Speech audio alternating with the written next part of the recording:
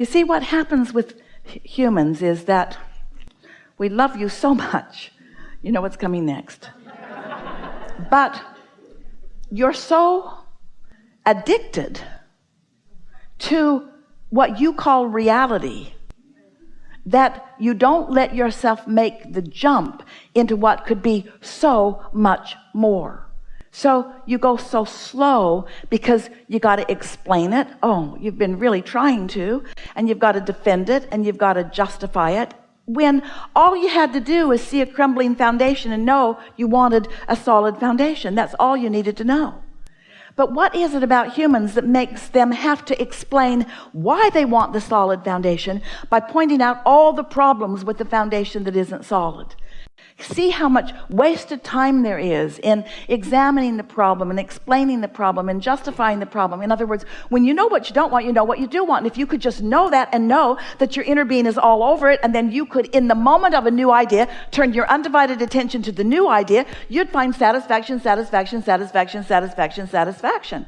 But what you mostly do instead is you get the new idea, and then you keep comparing the new idea to where you're at, and then you keep explaining the new thing that you want as you compare it to where you're at, and then you mess up the new idea with all of the energy about where you're at, and then you hold yourself not in the receiving mode so that the new idea tortures you because it keeps calling you, but you won't go. So how are you going to get yourself to a place that your old beliefs and your old awarenesses of what is already happening stop hindering you from where you want to go? It's a new way of looking at it. You have to stop being so human and so active in your physical stuff. We love it that you've got a problem on your hands with no easy solution. And we love it that it's affecting so many of you that you just can't solve it in the way that you traditionally would. You're going to have to go at this with a whole new way of going at it, which is the point of these conversations that we're having with you all day, every day. We want you to know you're vibrational. You don't want to know that. You want to see it and hear it and smell it and taste it and touch it. But we've told you enough that you are vibrational that you're starting to accept that you might be vibrational. And then we explain to you that you've created a vibrational reality that really is real. And at first, you don't want to accept that because you can't see it and hear it and smell it and taste it and touch it. But as we talk to you long enough about it, you begin to feel the logic of it. You begin to acknowledge that creation must come from somewhere. We explain to you that you are vibrational interpreters, and what you see with your eyes is just an interpretation of vibration. So you begin to understand that your vibration can morph as your ability to see changes. So then we want you to stop looking so much and start feeling more. We say to you, this vortex exists, but you can't see it. And you say, we're getting pretty tired of that story, Abraham. Pretty tired of that story. How can I get my money out of the vortex and into the bank? I've heard about it in there. I know everything's in there. You've told us that everything that we want is in there. All right, it's in there.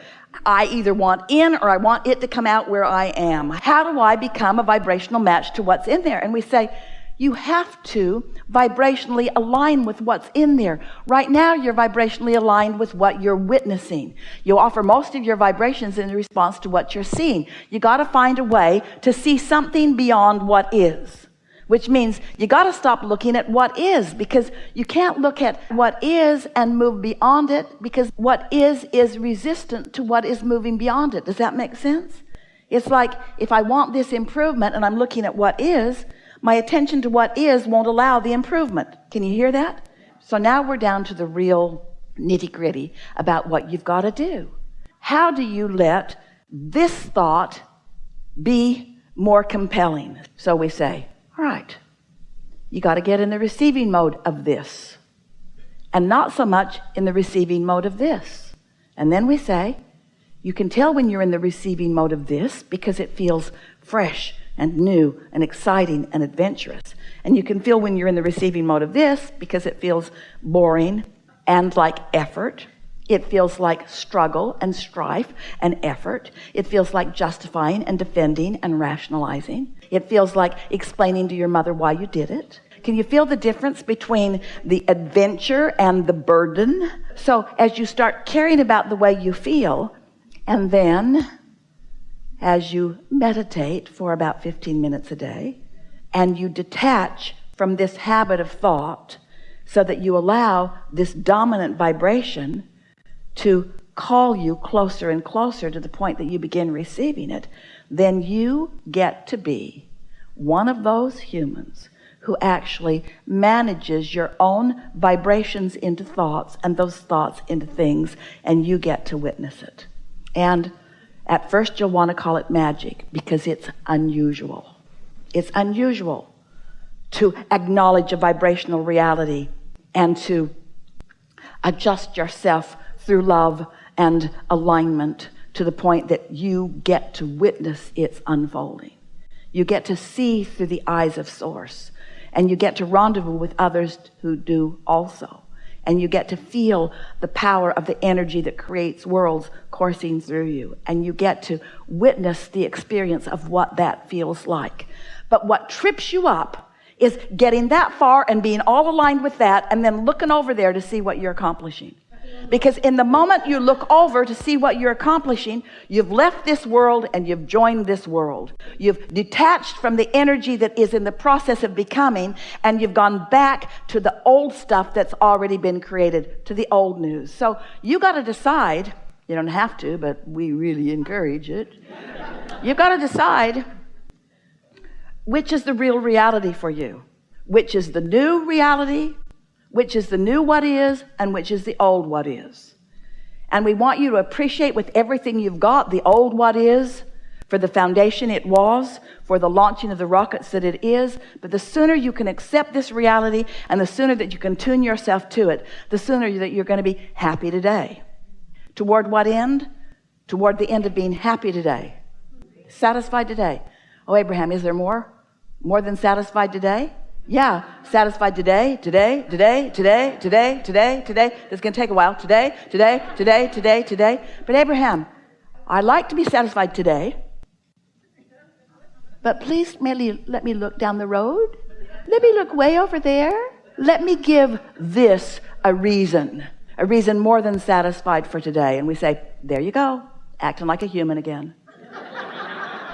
Needing to justify your ecstasy and your alignment with some life-changing, world-uplifting good. You're born uplifters. You want to uplift. You want to soothe. You want to be of advantage. But if you could just stop doing things for okay, I'll go see Abraham. I'll listen to they say the same thing over and over. Esther got off an elevator the other day and walked into a group of people who had been at the seminar in Chicago. And a very nice man was saying, she just talks in circles. And Esther thought, true enough. Abraham just keeps looping around and bringing you back, and looping around and bringing you back, and looping around and bringing you back. But toward this end, toward the end of understanding that as life has caused you to want something, the reason that the desire exists is so that you have a reason to focus yourself into alignment, which feels so good. You've been saying it for a long time, humans. You say the joy is in the journey, but you don't mean it. You mean, if the journey leads me to a productive end, then it was worth it. That's what you mean when you say it.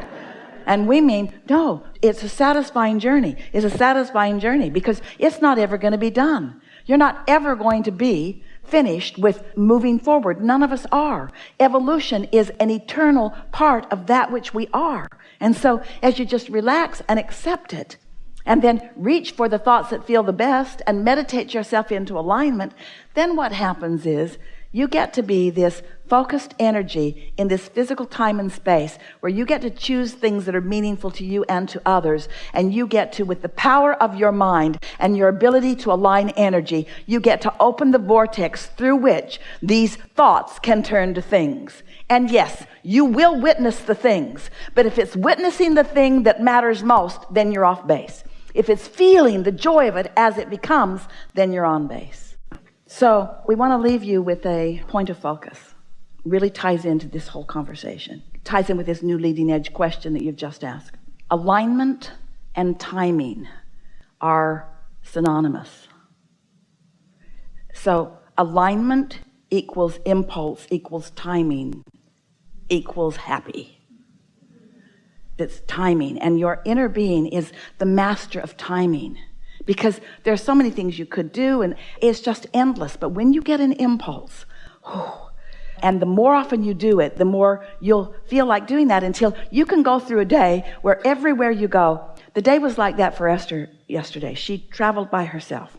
And as she traveled, everywhere she went, it was like a door opened. There was someone there to greet her and to smile and to help her everywhere she went along the way. It was her timing. She drove her own car to the park and ride, and the bus was right there, and a man took her bags out, and there was a place for her to park right there, so she got right on the bus, and then they drove her and one other person to the airport rather than waiting for the bus to fill up. And Esther thought, oh, I really like how things are working out. And then the bus let her off right in front of the sky cab, and she gave him her bags, and off they went.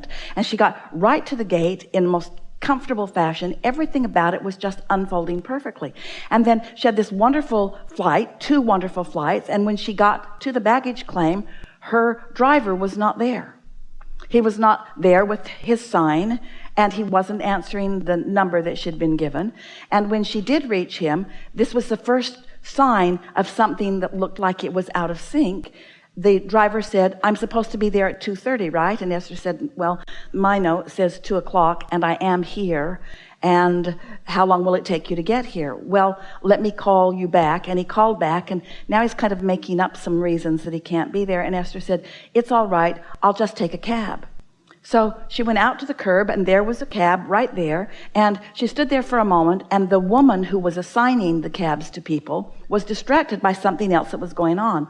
And for just a moment, Esther thought, you really should pay attention to me, because your job is me. But she was doing something else, and so a cab driver who was sitting right there saw Esther sitting there, and he came and undid the rope and escorted Esther to his cab. And he got in trouble for that, because that's not his job. But as Esther got into the cab, she said to him, well, that was very nice, thank you very much. And then they began talking about the most wonderful things. And then Esther said to him, you are a very strong man with powerful good intentions, and life is going very well for you. I can feel it. And he said, is that why I feel you all over my arms? They were such energy friends right away. There could not have been a better thing that had happened to either one of them. They were guided to be together for a 40-minute drive that was delightful for both of them. And what looked like was supposed to happen that didn't happen wasn't the best thing to happen. And after a little while of just relaxing and taking it as it comes, and trusting that the universe is always doing what's best for you, and let that be your default decision about things, that things are working out for me. No matter how it looks, things are always working out for me, no matter how it looks. And to the degree that I allow it here and now, to the degree that I am willing to look for things that are satisfying here and now, then there's no end until you feel like you've been on a magic carpet ride. Like, could this day have been any better? Could I have had better timing? Could I have had more pleasure? Could I have had more satisfaction? Could I have had better timing? And the answer to that is yes, probably, but this was really, really, really, really good. In other words, the more you acknowledge the good timing, the better the timing continues to be. Creation is so much fun when you realize that you are doing the creating. And allowing is so much fun when you realize that you hold the keys to the allowing. The deliberate creation of your life experience is what you came for. You didn't come because stuff needs to get done. You came because you like the experience of energy flowing through you. You like the feeling of alignment. You like the feeling of life flowing through you. You don't like the feeling of pinching it off, and you don't like the feeling of not letting it in, and you don't like the feeling of the imbalance of it, but you like the feeling of learning it, and you like the feeling of getting better and better at it. And once you get hold of this, just regarding a thing or two or a thing or two or a thing or two, it shows up more and more and more and more in your experience. And you might find yourself enjoying your singularity a bit. You might enjoy feeling the timing that you are able to receive. And then once you get that really going good, then you might hook up with somebody else that knows that too. And when 2 or more of you come together with that sort of knowing, with that sort of energy flowing, with that sort of exponential expansion, when you start hooking up with the energies that create worlds in a conscious, deliberate way, we're not going to say you're going to accomplish a lot, because that's not the point. We're going to say you're going to have a really, really good time. Thank you so much. Yeah.